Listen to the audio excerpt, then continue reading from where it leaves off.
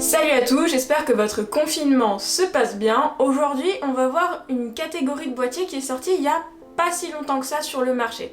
Je veux bien sûr parler des boîtiers dits hybrides. On va voir aujourd'hui les petites différences qu'il y a entre les boîtiers hybrides et les boîtiers plus classiques que vous connaissez sous l'appellation réflexe.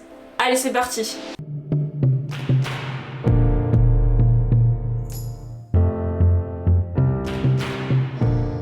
Miroir, miroir, mon beau miroir.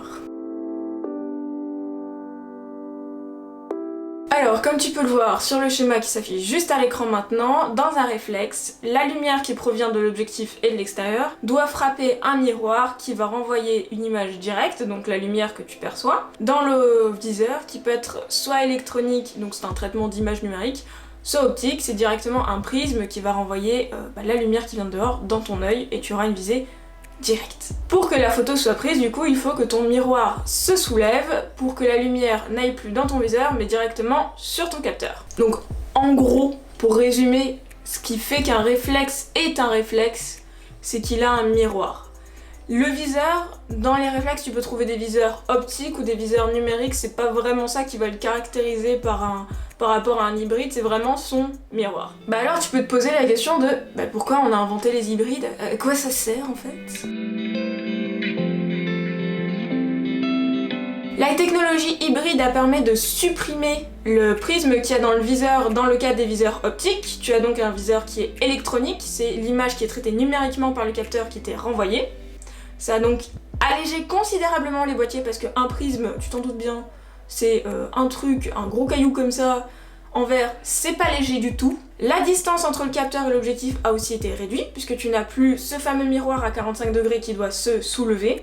Tu as donc une distance plus courte à parcourir entre le moment où ta petite lumière va entrer dans ton objectif et le moment où elle va impacter ton capteur. Comme tu peux le voir sur les deux schémas de fonctionnement que je te mets là, tu vois que sur l'hybride, la distance extérieure capteur est beaucoup plus courte que la distance extérieure capteur sur un réflexe. Les hybrides sont par conséquent la plupart du temps plus légers et plus compacts car tout est électronique dans un hybride, c'est de l'électronique embarquée contrairement à un réflexe qui utilise des systèmes mécaniques de miroir et de prisme dans le cas de viseur optique. Tu peux alors te demander pourquoi acheter un hybride plutôt qu'un réflexe ou inversement.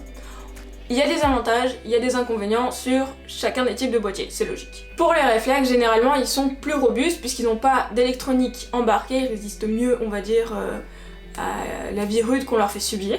Pour les viseurs optiques, comme je t'ai expliqué, c'est un prisme qui renvoie directement à la lumière extérieure, tu as donc une image directe, réelle de ce qui se passe et non une image traitée numériquement. Comme c'est des gammes d'appareils qui existent plus longtemps que les hybrides, automatiquement tu vas avoir des gammes d'objectifs qui sont plus importantes puisque ça fait plus longtemps qu'on développe ce genre de technologie.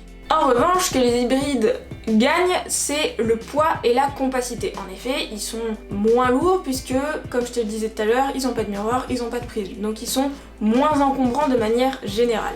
Par contre, ils sont plus fragiles, puisque comme je te disais juste avant, c'est que d'électronique embarquée. Ils sont aussi plus silencieux si tu utilises un obturateur numérique. En effet, tu vas pas avoir le bruit du miroir qui se soulève quand tu dois faire ta photo.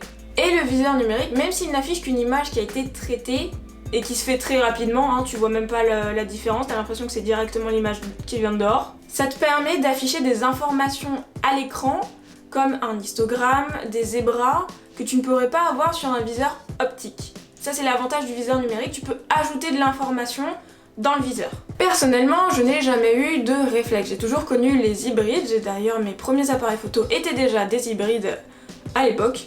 À l'époque, c'était il y a 5 ans, voilà. Voilà, si cette vidéo t'a plu, je compte sur toi pour t'abonner et activer la cloche des notifications. On se retrouve la semaine prochaine pour une nouvelle vidéo.